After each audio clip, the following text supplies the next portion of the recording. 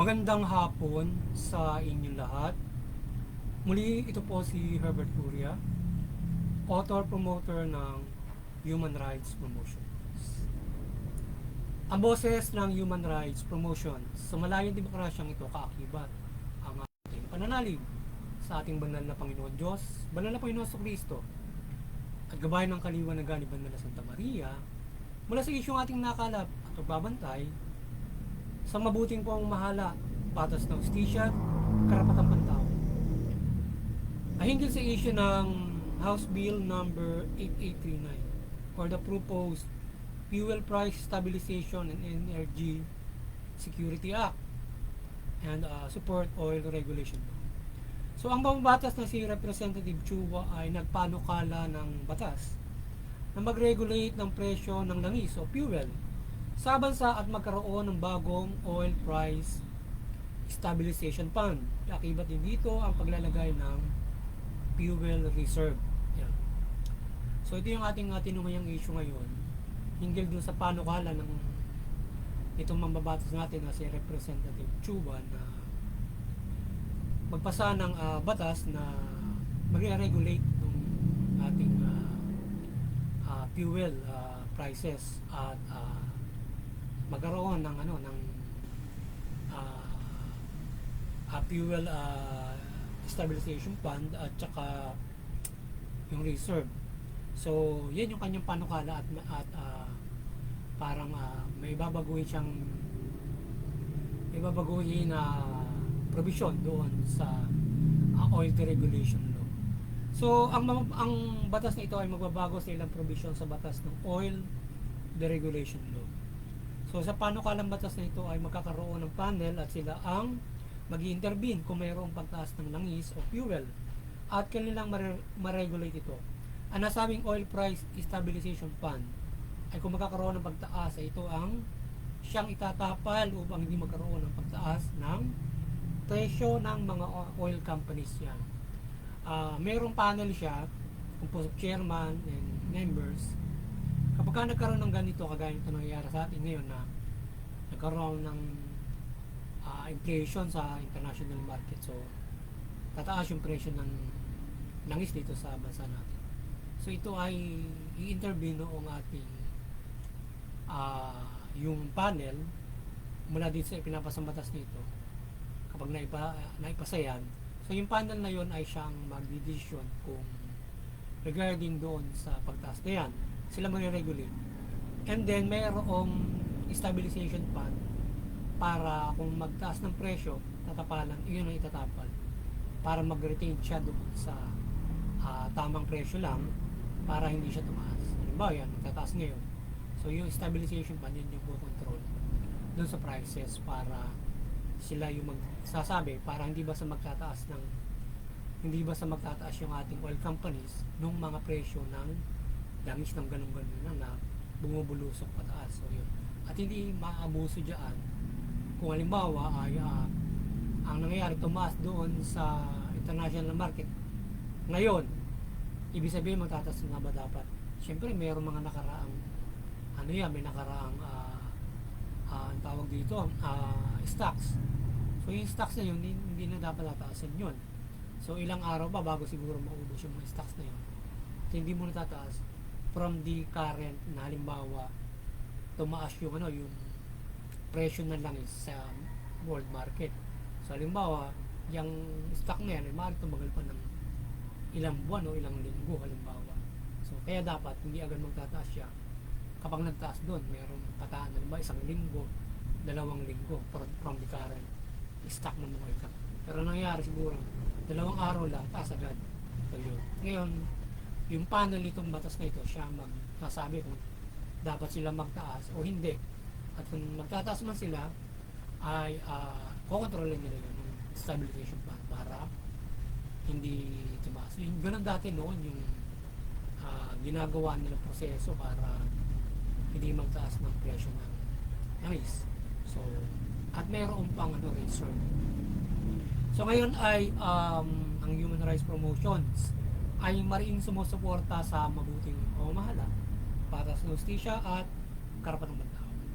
At sa isyong ito ng House Bill 8839 or the proposed Fuel Price Stabilization and Energy Security Act and support or regulation law ay ating sinusuporta ng panukalang ito. At inikahit natin ng Lipunan Pilipino maging yung mababatas na suportahan itong panukalang ito at limiin pa ito na mas maging mahusay pa itong batas na ito para ma-regulate yung ating oil companies o oil industry in oil price hike para hindi ito basta-basta nagtataas ng presyo kung magkakaroon ng international inflation. So ay sinusuportahan natin ang panukalang ito o higit pa dito ang ipapasang batas upang ang pamamahala sa oil industry ay regulated ng ating pamahalaan. Yan.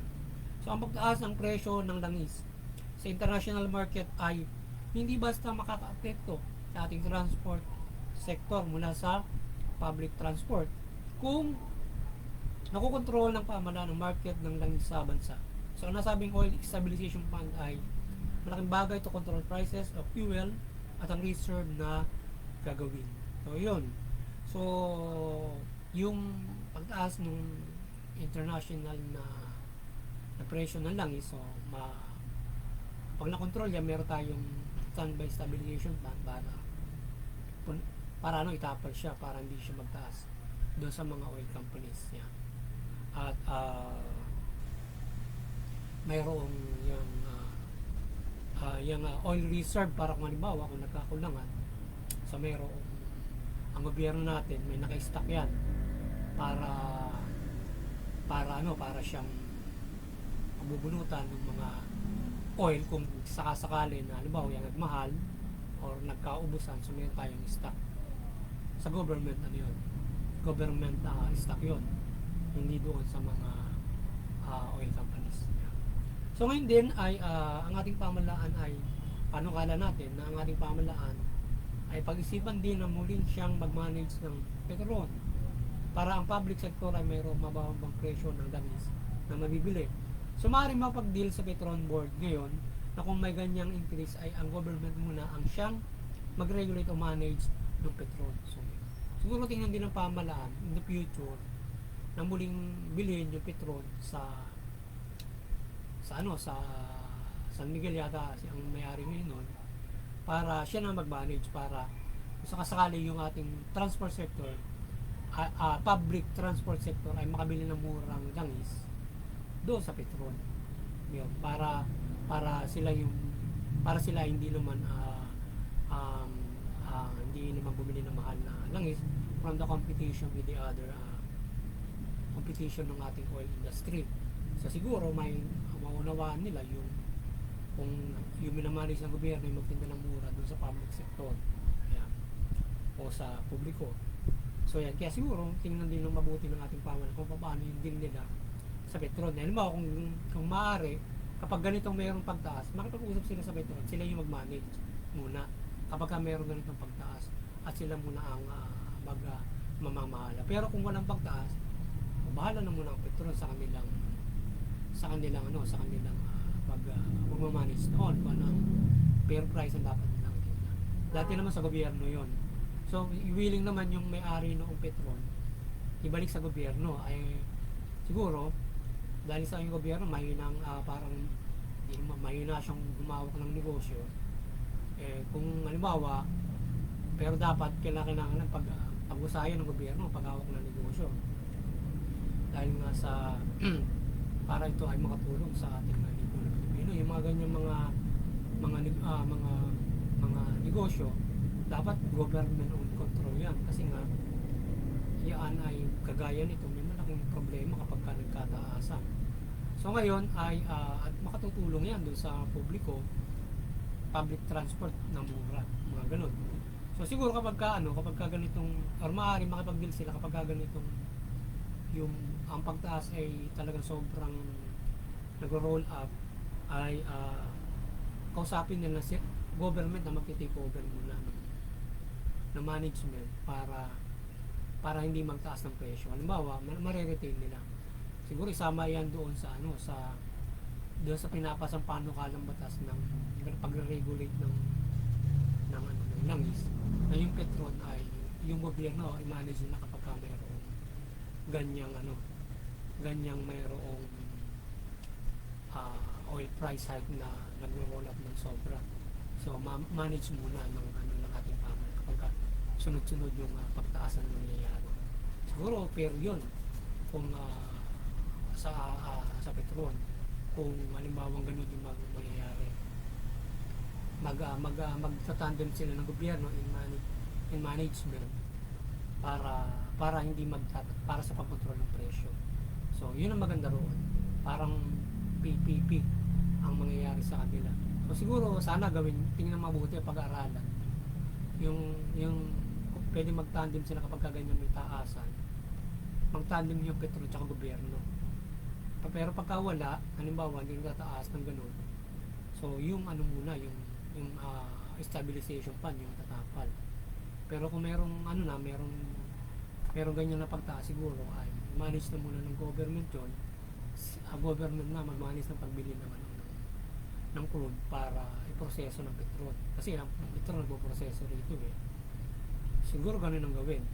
Or else, i-take over na ulit ng gobyerno. Pero siguro, either i-take over or not, ganun na lang gawin, makapag-big kapag ganyan mayroong tataasan. Mag-tandem sila pag-manage siguro. Para makontrol yung presyo kung ganyan taas, kawawa yung mga transport sector para makontrol din yung pagtaas ng mga bilihin hinggil dyan sa ating kung petrol na mag-distribute ng mura dyan sa mga negosyo at So yun ang mga ating mga oil company na iba ay yung mga private ay kaya naman nila yung mga pagtaas na ganyan. Lalo na yung mayayaman kami sa sasakyan kabray. Diba? Kaya man nabibili ng sasakyan, hindi pa kayang langis, diba? So, unless yung kanilang pribadong sasakyan ay sasalin nila, halimbawa to public halimbawa ilalagay nila sa pang-arkilahan halimbawa o sa gara, parang gano'n. So yun, siguro sana ating na mabuti ng ating pamahalaan yung ating suggestion o ating konsultasyon sa pamahalaan na tingnan yung tandem na pamamalit ng petrol pagkaganyan at magkaroon ng makontrol yung pagtaas ng presyo. So muli naway suportahan ng Lipunan Pilipino at mga mambabatas ang panukalang ito, batas na ito ni Representative Chua o magmungkahi pa na dapat idagdag sa batas na ito o anumang maaaring magbago sa ating dating oil deregulation law, Republic Act 8479. Yun, sana ay suportahan ng Lipunan Pilipino ng mga batas. Limuin yung batas na pinapasa and then magdagdag o magpanukala na kung paano ang dapat na kabuuan ng batas para maipasa yun ng ating mga batas, ng mga expert na ating mga kababayan, mga institusyon sa batas na yan, sa deregulation law. Lalo na yung mga ilang nga sa mga kababayan natin yung sasabose sa pamahalaan ng pagtatanggal ng deregulation law. So tingnan mabuti itong batas na ito, ano yung kanilang may mapanukala rito. Kasi gusto nila tanggalin talaga yung deregulation law at ibalik sa pamahalaan yung control. So tingnan mabuti itong batas na ito kung masusuportahan nila yan para dyan sa pag-regulate ng ating oil companies yan. So para kung masusuportahan nila. Ngayon yung iba ng mga ating kababayan, hindi mabuti kung itong batas na ito. Kasi kahit pa paano, kung ito maipasa, mayroon tayong makapagkukontrol yan kahit paano. Hindi kayo tataas bigla, di ba? At ngayon yung pamahalaan, di malaman kung kailan ano ang gagawin nilang mga hakbangin, kaya ayuda. Tingnan kung tatanggalin yung excise tax o So ngayon yun ang ginawa nila, ayuda, discount, tapos contracting dun sa mga transport sector, iba't iba pang mga aring nilang hakbangin. So kung meron ganyan, siguro malaking bagay yan kung ibabalik yung dating stabilization oil price stabilization fund para